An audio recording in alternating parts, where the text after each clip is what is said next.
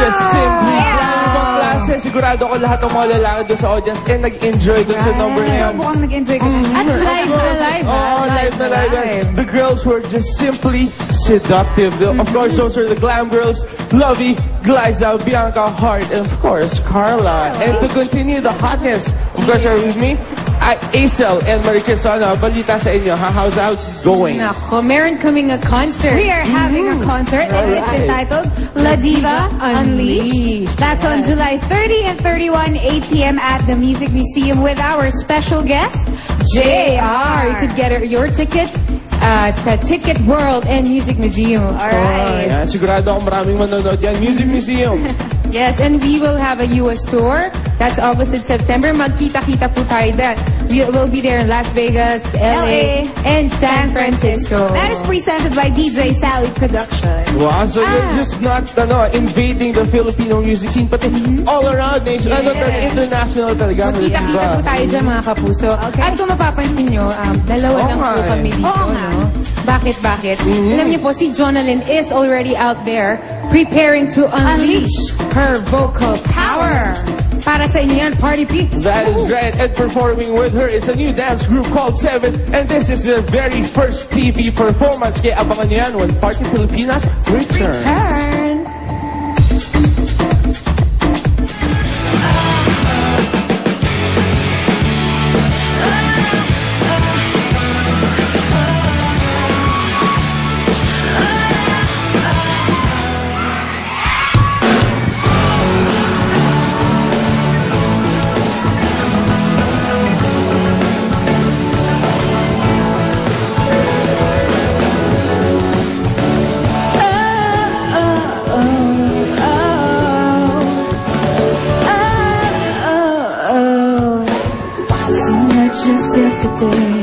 You were a part of me.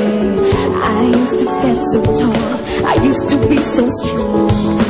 You're the wrong time. Everything felt so right. Unbreakable, like nothing could go wrong. Now I can't breathe. No, I can't sleep. I'm getting on.